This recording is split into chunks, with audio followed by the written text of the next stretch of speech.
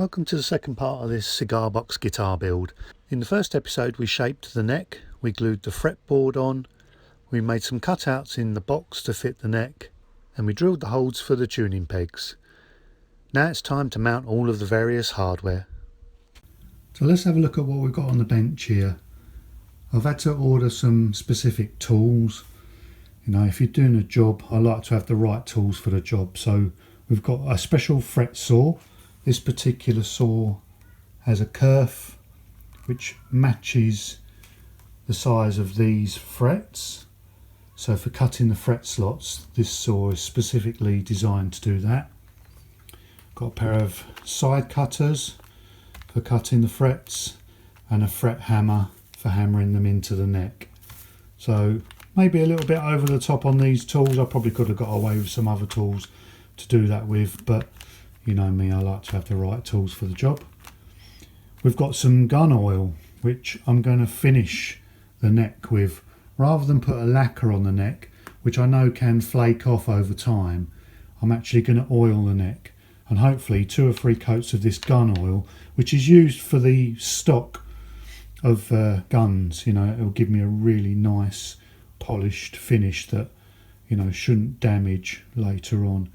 A little bit of super glue, which is for gluing the frets in, which I believe is a bit of a tip. And then on this board, this is all the hardware that we've got to fit. We've got this overlapping hinge which is going to hold the strings at the end of the neck here. This is going to go here. We've got these corner braces, obviously we saw last time, which will go on the corners of the box to protect that. I've got a nut blank, which is a bone nut that we've got to shape, which will obviously go here. We've got to make a groove for that, we've got to shape it, we've got to file the fret slots into it. Got a little bit of work to do on that. I've got a bridge piece, which is basically a block of wood with a fret pushed into the top of it, which will be the bridge. We've obviously got the fret wire here for the fretboard, tuning pegs that we saw last time, the electrics, the piezo pickup volume knob, and the output jack rather. I've got an output jack plate which will make that a little bit more solid, because obviously when you're pushing your lead in and out, I don't want that to damage the box, so I've just got a little jack plate for that. Obviously our little volume control knob that we saw last time, that little cool skull, and a couple of strap little buttons obviously that you put onto the guitar to hold the strap if you want to put a strap on it. And then obviously the G strings, the 3 cigar box strings, which will be tuned G, D, G. So there we go, there's all the hardware and all the tools. So let's get cracking. Now, to get the exact positions of the frets, I used an online fret calculator to give me the exact dimensions down to 1/1000 of a millimetre. And then in Fusion 360, which is a CAD package, I drew the fretboard from the nut all the way down through the 12th fret, right the way through to the body of the guitar. Now, I couldn't get it all on one sheet of A3 paper, so I've printed it and it overlaps. So here's the 12th fret, here's the 12th fret. So I need to just cut through it with a pair of scissors, overlap it and stick it together. And then I'll have the complete fretboard, and then I'll use that as a template to mark out the frets on the neck of the guitar. So you'll see what I've done here. I've cut through a number of different reference points. I've cut through the 12th fret marker and the 9th fret marker and quite a few of these fret lines.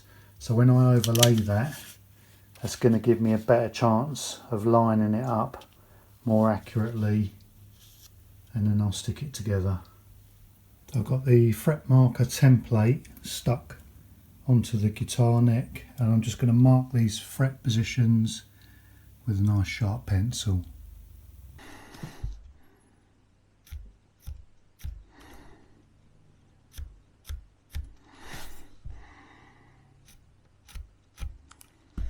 I've never done anything like this before, but I'm going to actually mark these frets I'm just going to score them with a sharp blade, just so I think it might give the saw a little groove to start off in, and hopefully it will make my cuts a little bit more accurate. Okay, so now I've got these little tiny abalone, or sort of kind of like fake mother of pearl, I think. They look like a little shell. Woo! These little dot markers, they've got a nice little shine to them. They should polish up and oil quite well. They're 6mm in diameter and they're only 2mm thick. And we're going to inlay these into the fretboard. So I've marked the centres. I've marked a diagonal that way, found the centre point. And then it's simply just place a very sharp bradawl on that point. And that'll just give me a starting point for the drill. Same with these ones. Get that centre point. Just put a little divot there. Same with these. And that'll just give that drill something to start it off.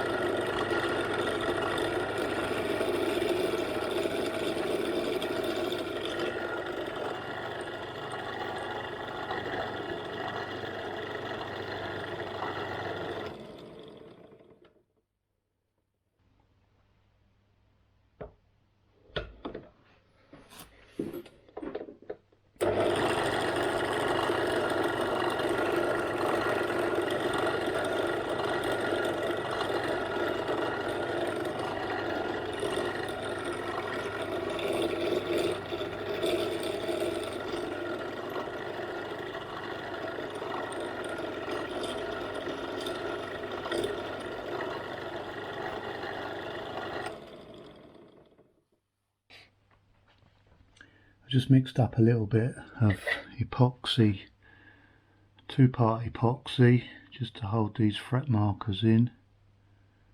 It should be nice and strong. It glues pretty much anything. Plastics, ceramics, wood, glass. Should be plenty to hold these little things in.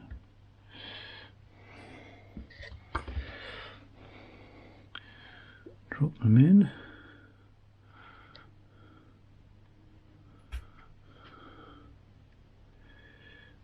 Gentle little push them down.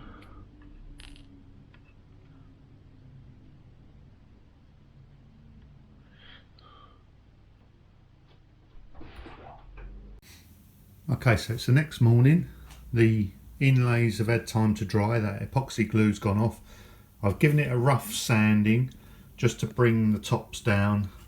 They're sort of fairly flush now, but I just want to give it another sand with some 600 grit just to polish that nice and smooth.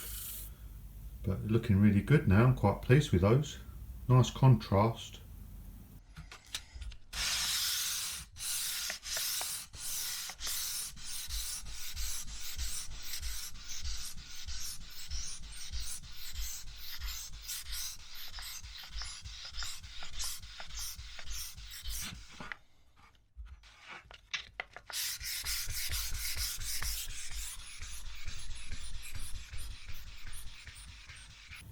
As well as the fretboard markers on the front of the fretboard, on the top edge of the neck, we also need some markers on there as well. So I've just transferred the location of those fret dots onto the side of the neck, and then we're going to use some of these little fret marking black plastic rod. It's a 2mm rod. I'm going to drill a 2mm hole into the light wood of the neck, and then I'm going to put the dot markers there.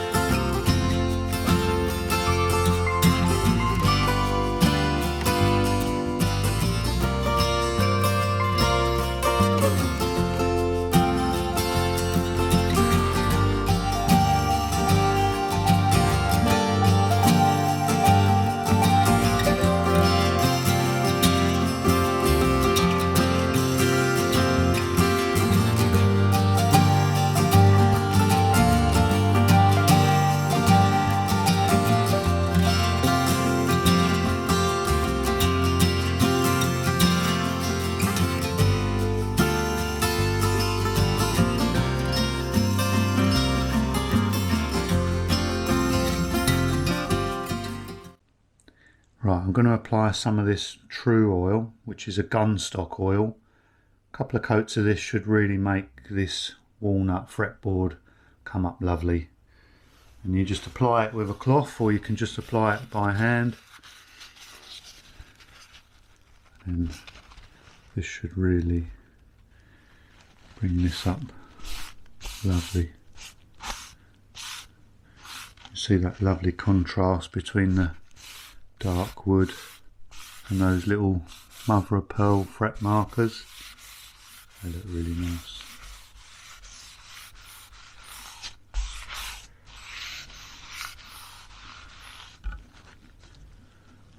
Put a little bit on because this bare wood is going to soak this up. Get a nice even covering on there on that fretboard.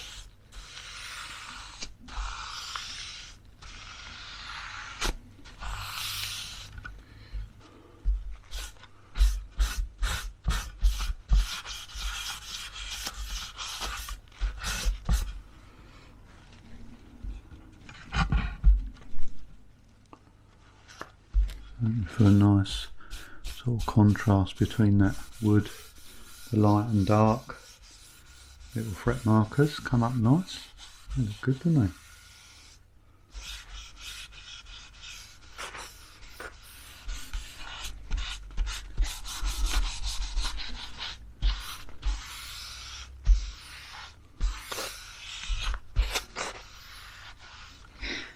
It's always the best part of the project when you get to do some finishing.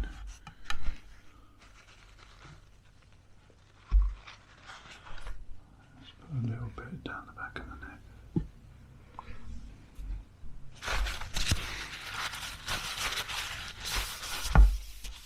Be generous with this because this wood's going to really soak it up.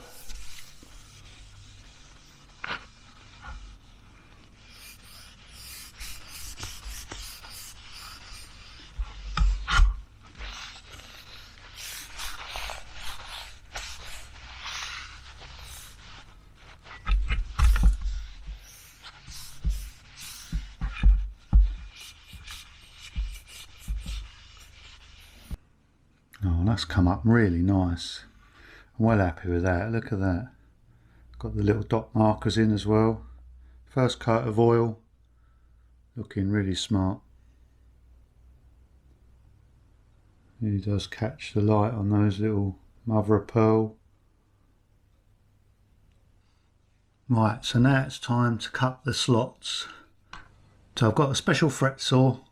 The kerf on this saw is just a fraction narrower than the tang on these frets. So it's perfect for this job. I've just put a bit of tape on there, just as like a depth guide. And then I've made myself a little jig, just because I want something that's going to guarantee I'm going to get these at 90 degrees. So I've kind of made myself this little mitre block. A couple of bits of wood just glued together.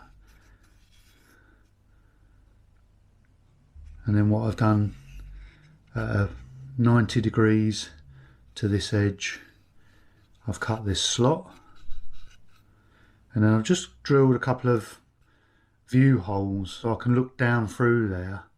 I've put a little bit of felt on the inside just to protect the fretboard. And then basically what we'll do now is we can drop that over the fretboard.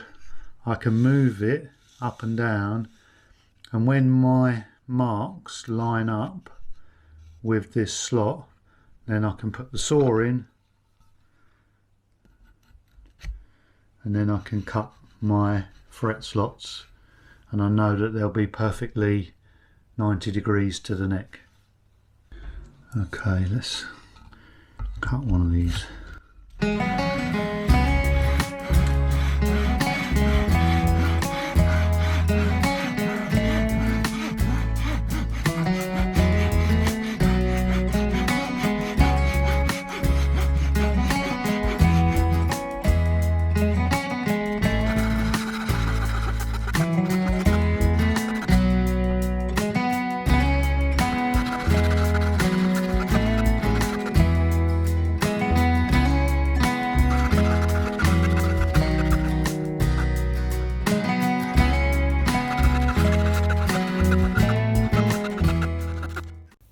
Okay, so that's all the fret slots cut in the fretboard.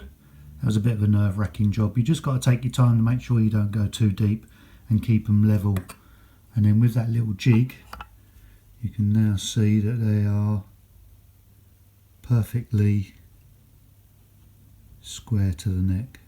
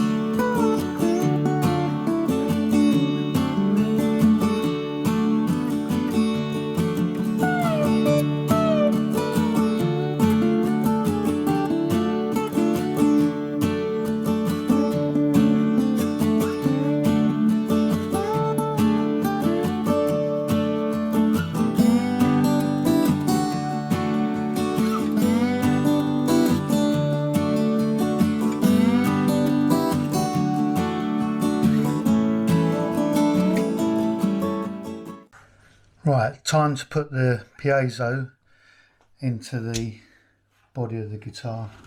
I'm going to do the same as what Dell does and put a nice big blob of, generous blob of hot glue, piezo on top of that.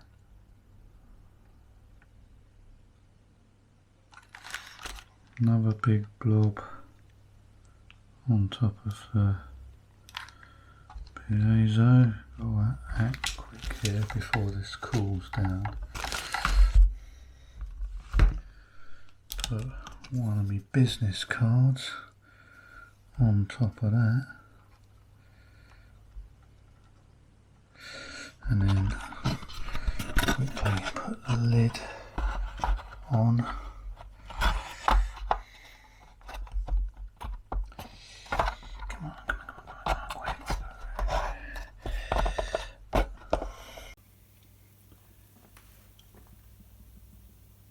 Right, so the box is screwed to the back of the neck with these two brass screws. I've put the corner braces on the bottom of the box, so that's looking really good now.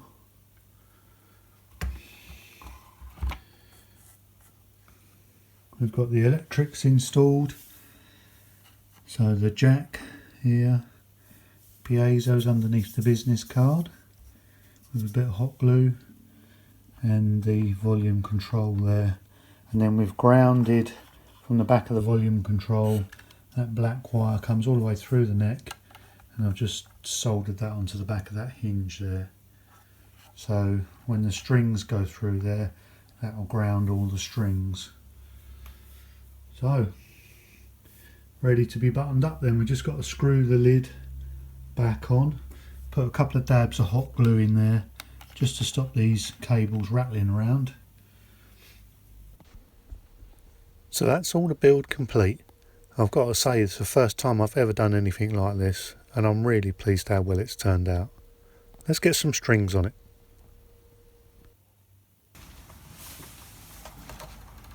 Master musician in action, putting the strings on.